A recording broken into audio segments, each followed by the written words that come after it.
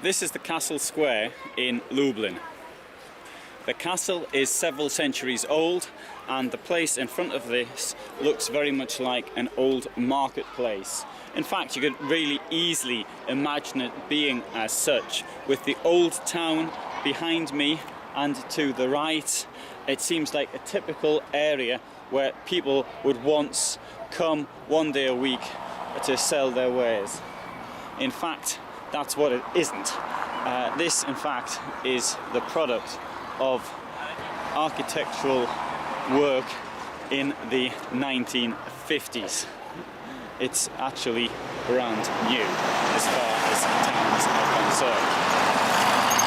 Not quite brand new, but certainly get the impression of what it could be. In this area where I'm now standing, there actually formerly stood two streets, and one was Ulica Szeroka, Wide Street, and the other one was Castle Street, Ulica Zamkowa. This was the heart of the Jewish district of Lublin, and this was destroyed by the Nazis in 1942. When the Nazis made the Lublin ghetto in March of 1941, it was around here where people were forced to live, although this had been the ancient Jewish settlement area, and that gone back to the 16th and 17th centuries.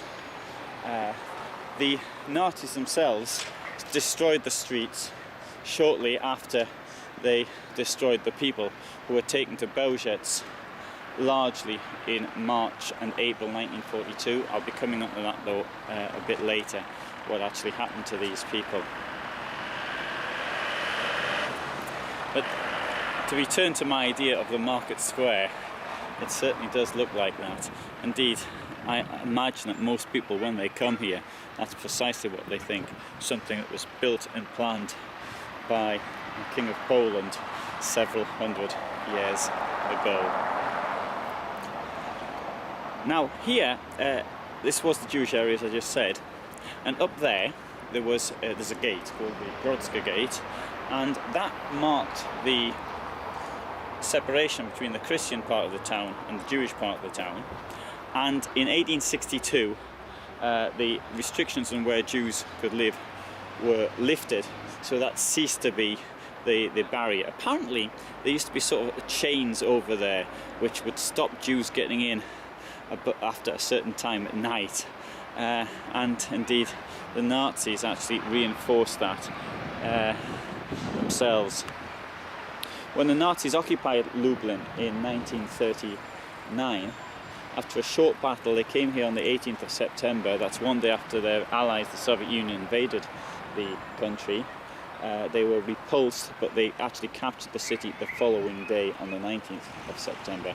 In the time that the Wehrmacht was in control, the Wehrmacht committed a number of crimes against Polish citizens, and above all Polish citizens of Jewish origin, including theft and other things. Many people were forced to actually live in this area and in other areas, particularly the wealthy who came from areas, and the intelligentsia who came from areas which were up there in other parts of the city.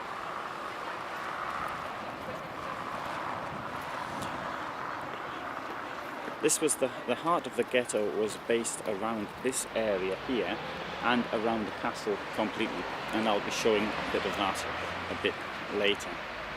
In March 1942, in Ulica Szeroka, which is down there, 10 o'clock in the evening, 16th of March 42, the Nazis entered the ghetto. They set up what appears to have been anti-aircraft searchlights to light it up, ordered people from their homes. 2 hours later, they ordered the Judenrat to meet, and then they told the Judenrat midnight that 1,500 people would be expelled on a daily basis, so 1,500, 1,600 on a daily basis. These people, of course, were taken to Bełżec. Bełżec was the last place in the Lublin district anyway, so it could have been seen as they were just being taken out of the district somewhere else. But of course the death camp was based at Bełżec, and that's where they were murdered.